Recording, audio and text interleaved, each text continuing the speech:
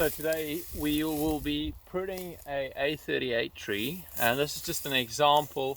You might have a different tree, the basics still apply. So just before we start pruning, there are a few things just to remember why we prune. The one reason why we prune is getting light into the canopy. The other one is getting air movement into the canopy, both which are really important for maintaining really good healthy trees. And there's a third one which is never really talked about that much, but it's also to generate a little bit of rejuvenation or rejuvenating wood, so you can actually get new bearing wood. And by pruning macadamia trees, you could actually get them to start bearing a lot earlier in their life cycle. So today I'll be showing you how to prune an A38. You might have a different variety. They're all slightly a little bit different in terms of the way they grow. But we'll run through some of the basics of how to prune a tree like this. So just examining the tree, is you can see the tree's fairly dense. It's got a lot of branches in it, and typically what I like to do is I like to prune a little bit of the darkness out of it, and this is a simple concept to understand, and I'll illustrate that just by stepping away from the camera a little bit and indicating what I mean by darkness. So inside the canopy here is a really dense patch, so a lot of wood and a lot of leaves inside the canopy in this dark area here, and it's that area where we typically would like to prune some of the wood out of that tree. So what I'm going to do is I'm going to show you some typical cuts, what we would typically prune out of a tree like this, and it would involve taking one or two branches out of this tree. And they're more or less the thickness of your thumb at this stage. When they get a little bit older, the branches might be a little bit thicker. You don't try and take small branches, you take something bigger with a bigger impact. So I'm going to start by taking out one branch and then reassessing how it looks after I've taken out that one branch.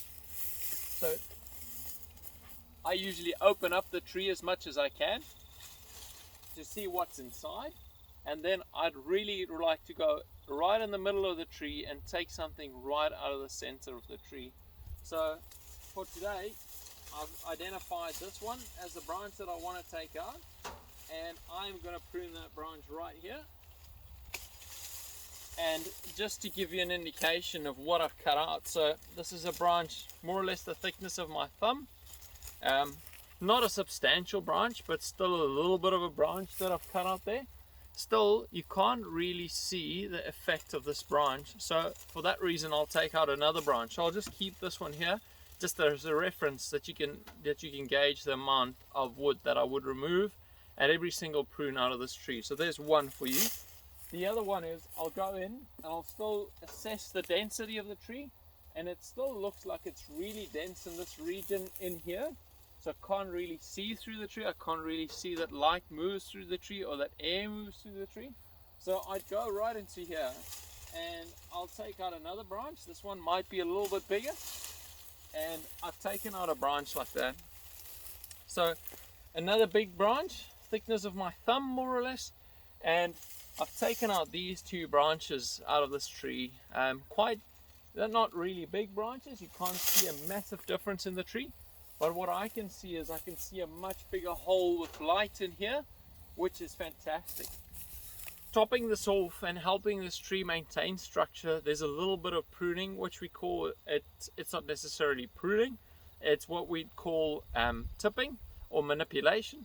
And what manipulation is, depending on the scale of your operation, but what manipulation really involves is coming into the tree, taking off some of the lower branches so you can maintain your sprinkler height, but then also coming in everything that's not really branched, and I'll give you an example of how that works now. But everything that's not branched, we just literally come and tip them, and this tipping effect would actually stimulate a lot of regrowth, and that regrowth will cause branching. So I'll stop the video there, and then I'll explain the concept of why you would like to tip trees.